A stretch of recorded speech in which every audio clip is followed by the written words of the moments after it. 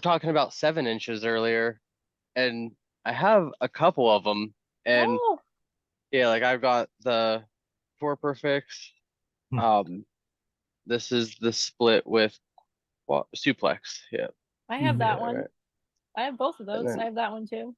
but this one came out before South Pole. Is that right? This was Mhm. with Welcome. That's one of that. Isn't that the first 7 inch, Bobby? And in fact, Yeah. that cover you're looking at was printed on a Xerox copy machine at a Kinko's, doing color prints, like feeding. It was ridiculous. We fed the same like sheet through like 4 different times to get different colors.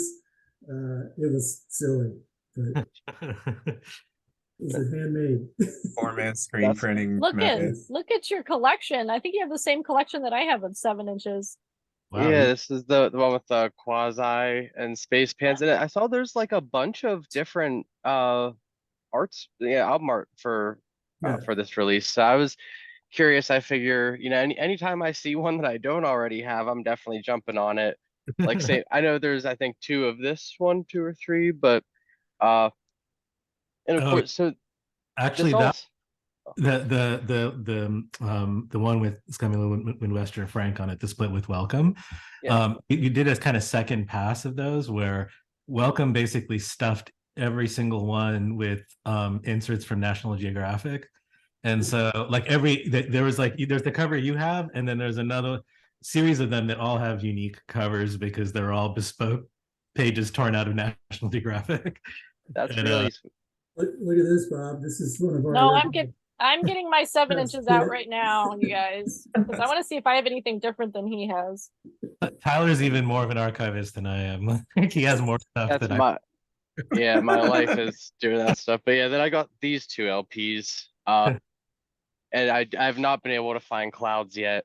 Um, There's no physical release of Clouds yet. oh, okay. That's Yeah. why. Yeah. That Yeah, makes there's I no- thought there was a CD based on what I saw on the internet, but you can't believe everything you see there, right? Well, we printed promos of that, and those were in stock for a while at CD Baby, and they sold out. They only wanted 30 copies. Oh, so Yeah, and no, We we sold sold them that out. shit out. Did you have this one? yeah, Yep. hey, You- we have a yeah. sweet $500 balance at CD Baby, Mark, if you need some recording gear. Tyler, Here's do you have the band one? that we were talking about earlier, June. Yeah, so the Yeah, Claudia, so who was Suplex the thing, band, was in cool. that band for a while. Sorry, what are you showing us, Tyler? Oh, Oh, there you go. There's one. I don't have that. That's what Semaphore Love Letter, is that right? oh wait, I Yeah. think I have that one. Yeah, the track from that was actually one of the first songs that we've played together as a band. The song that Mark wrote that like when I joined the band in '93. That was like one of our first ones, and I think that recording is even from roughly that era. It was like our eight track, era early on. Yeah. That's really cool. So that also led me. I heard you mentioned earlier about a Chutes and Ladders like compilation. Looks like Cactus Gum recordings, Uh-huh. and I saw that it said Formaldehyde 3, which I took it to mean that it's a different version than the formaldehyde that's on the South Pole. But you said that it's It is formaldehyde in parentheses. I think it just got its name changed. I don't recall gotcha. there Okay, being any difference in the song itself. gotcha. Okay. I was curious. I wasn't sure if it was a different one-off that I had never come across before or what.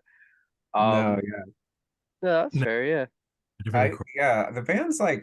The band was funny. Like I remember Mars being really funny, like in the early years. I kind of think of Mars as like a lot of the guitar effects were almost like gags or something, like or like start to sing like Sebado or cabbage headed people sucking up Disneyland, and the sort of like 50s font on the Toberfix like artwork and Space Rocket. Like I was like, it seemed very tongue in cheek, like Man or Astro Man kind of like using the 50s sci-fi theme.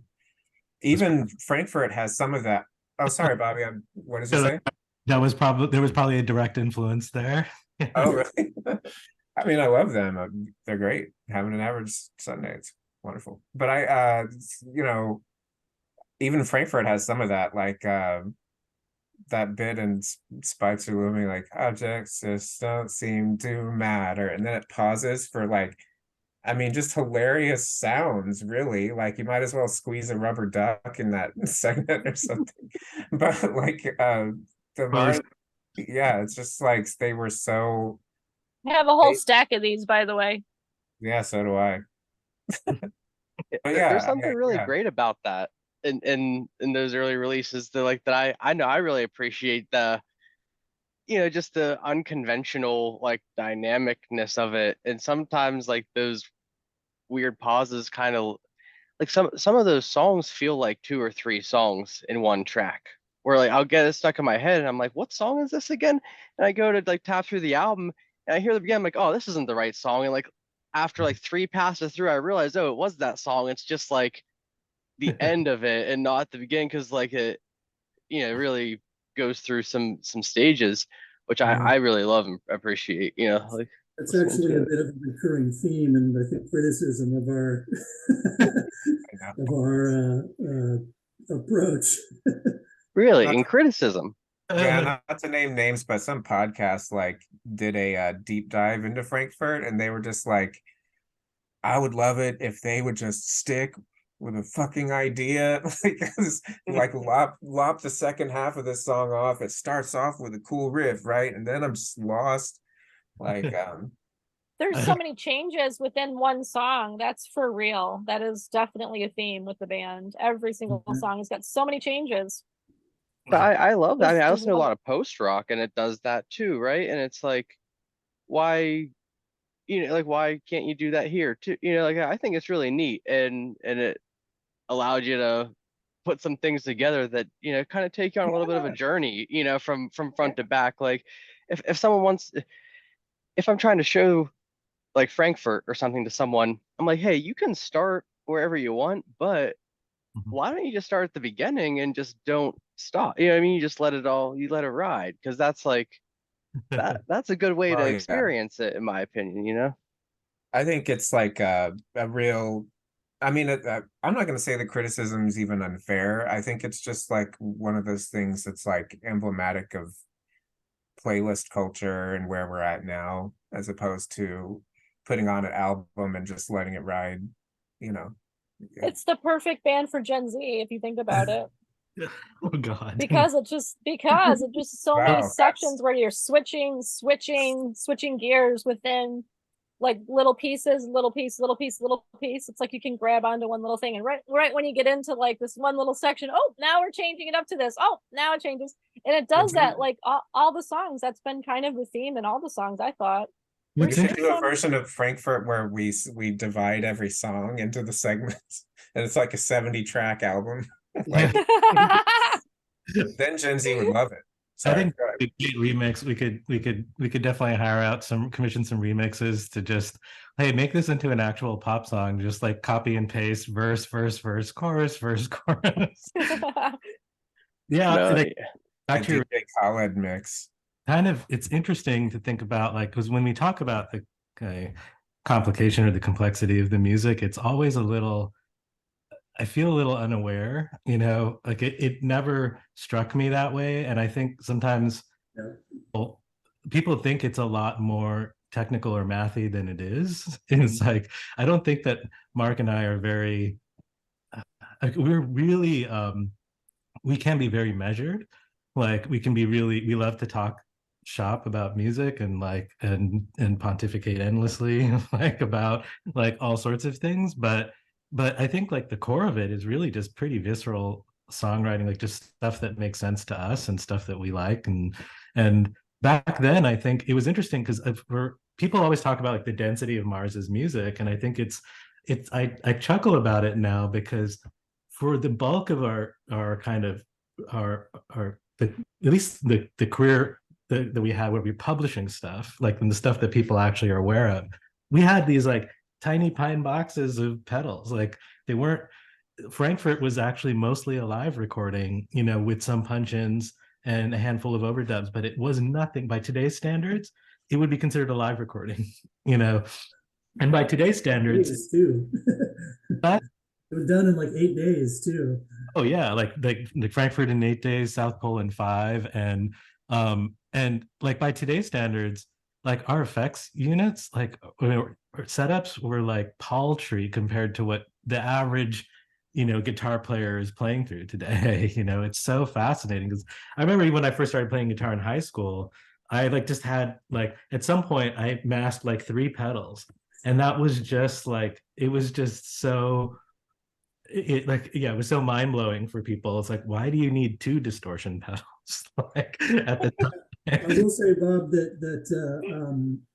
the writing in that style and the density and all the parts kind of crammed in, and you know, making that wasn't like super conscious, intentional. I mean, it's just how it came out. I think we had a fairly you know, organic is maybe not the right word, but I'll use it anyway. A fairly organic process to writing the songs. We would just come together.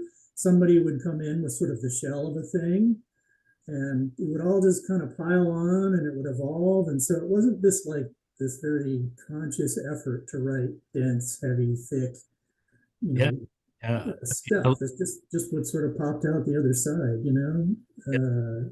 I mean, honestly, Mark, I remember just these sessions at my house of you just kind of going through all of my demo tapes, and you just listen to stuff on the car rides or whatever and just be like, yeah, that one, let's do that one. Let's do that one. And it was just, it wasn't really, it wasn't quite as, maybe we should like we should have like a better story here, but it wasn't really that um I don't, a lot of it wasn't as intentional as maybe sometimes people make it out.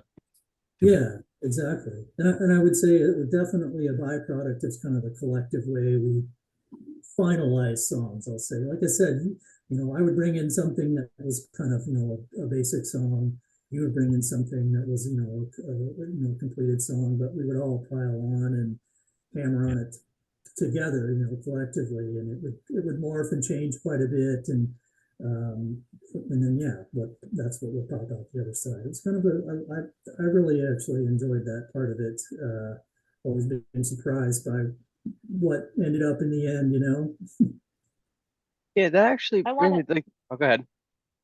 I wanted to interject a little bit with that. I think that the relationship that Bob and Mark had as guitar players together was a total magical union, because I gotta say, like, you guys make it seem like, oh yeah, you know, I'd come in with the part, or Bob would come in with the part.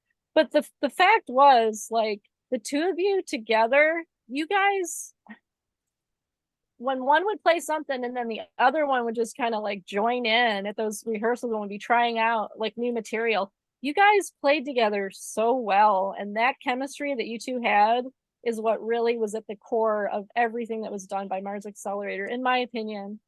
Yeah, Because yeah. that was the magical element of the band, is that how seamlessly Mark would hear. You guys played by ear. Clearly you played by ear. It didn't matter who brought what. There was no, oh, what key are you in? What are you doing?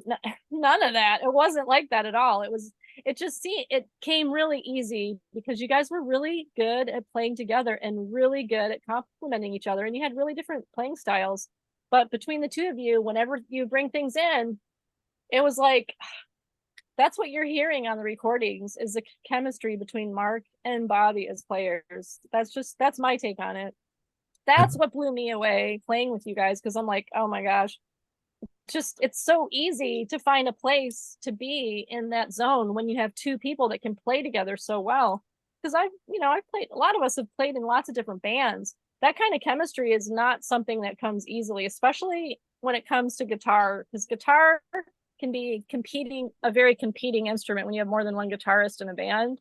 And that was never the case with Mark and Bobby, as far as like finding ways to make those noises and sounds, and it's coming from here, it's coming from there. I don't know how you guys did it, but I think you underestimated how well you work together as musicians. Like, All about the it drugs, came together man. so well. It just came together so well.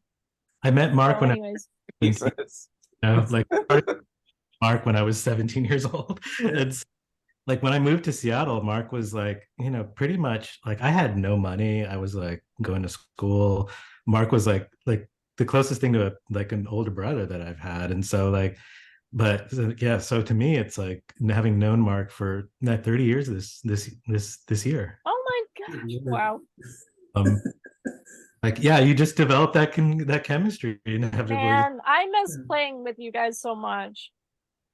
And And I think hearing what you guys would come up with, it's just like, oh my god, listen to this one. It's like every time we'd play together, it was just like I was just blown away by how well you guys would come together with stuff. I think when you talk about density, like I think most bands that have two guitar players don't really need two guitar players. It's like usually two guys just fucking slamming out the bar chords. And it sounds thick, it sounds great. I've listened to plenty of bands like that and everything, but to have two guitar players who are actually like just in like really serious about their tones, and both are on their separate tracks and kind of allow the chaos, like I think that just kind of naturally creates, because like like we're mixing some old stuff now that we're trying to finish up. I'm helping like mix those sessions, and we just have the live basics, but it's all there. And I mean, all the like sort of like guitar effects are changing a lot, and they just thought all that through because they take their guitar more seriously than we're going to play some bar chords now and there'll be two of us, one in each speaker, and great, our record's done. Like they just yeah, I don't know, I think that's not about perfectionism is at the core of all of that too. Mm-hmm. We both know that Mark and Bobby are total perfectionists, and whatever, and it works. You guys make it work. Yeah, that's I don't obviously, for anyone like who ends up watching this, after the fact, whenever I initially reached out and ended up getting a hold of Justin, he had mentioned that y'all recorded a fourth LP, right? And that it never really got totally finished and put together, and that, since I, reached out and kind of mentioned that I certainly wanted to hear more from you guys, and just talk to you. And I think there's some other folks out there who are on the same page as I am, that now you're working to get those into a state that you're comfortable with releasing them and stuff, or at least some of, maybe not the whole thing, I don't know, like where. We don't either. Yeah, that's fair. Yeah, that's how it goes. It's a work in progress, I think you could say. Yeah, but that's just really cool in general to know, like, that it's. Yeah, I mean, we're not being coy either. We don't know what the end result of the process will be, but what we have enjoyed is, like, I set up a weekly Zoom where we share what we've done for the week, and there's this plugin called Listen To, which will stream right from your mixing software, and hi-fi, like even if you're 2496 audio, like it will down sample to MP3 quality so everyone can hear at roughly full fidelity, and that lets us just like poke at the mix in real time and stuff. Those sessions have been really great with Bob and Justin, and whoever wants to show up and do that with us, Mary and Mark, like, Mark, just even having your opinion would be amazing. You're welcome anytime. But yeah, I mean, like, that has been really cool. That's been really cool, and we're just seeing how it shapes up. I mean, I think, like, yeah, Tyler, thanks to you and folks like you. I mean, I'm just of the kind of personality that, like, it's really hard for me to fathom like how any of that stuff is relevant, given it's like a decade and a half later almost, And so when people write, like, I think it's one of the things that had kind of convinced me, like, because I think John, Mary, and Justin were on a thread for a bit on Facebook, and I had uninstalled Messenger, so I was unaware that this conversation was going on. And then John texted me one day, and then I was like, what? Like, why would anyone care about like this stuff? It's so like démodé at this point, like relative to everything that's going on now. But then when I installed Messenger again, and I started looking through all of these emails and like, or messages and emails too that I had neglected, and it was like, oh wow, what someone is writing about, like they just discovered South Pole, and you don't understand. I cannot for the life of me fathom how that is possible. Like, I mean, Well, maybe because how did you find it? Either on YouTube? Yeah, But- let's Not interview streaming, is it? you. What the fuck? How did you? Um, Yeah, it let's was interview you. You're the one that instigated this whole damn thing for us getting back together. Honestly, pretty much. it's if it weren't for you, I don't think we'd be on a Zoom session reuniting as a band. I You think really it- lit I a mean- firecracker on under all of our asses, kind of. there in are a weird people way. who lit that spark in me that are really to thank, like, folks who, put your stuff on YouTube and talk about it on places like Rate Your Music and other forums and whatnot. Um, that's I came across it out there, on the boards, and what are some of your was favorite, Tyler? Like, what are you into lately? I'm sorry, you cut out for just a second. My favorite, What are some of your favorite bands? Like, what sort of stuff are you listening to? I mean, to be honest, Mars Accelerator a lot, frequently. I listen to a band called Krakatoa, especially this album We Are the Rowboats. It's another one of those that didn't ever get enough love, I don't think. I had to put the album on YouTube. I bought it, like the CD and stuff, and uploaded it. I said, hey, like, I don't, own the rights to this. If you want me to take it down, I will, because I appreciate that, there's like a monetary thing, but I also, it's just such a shame for no one to be able to hear it otherwise. Bands like Cheer Accident, um,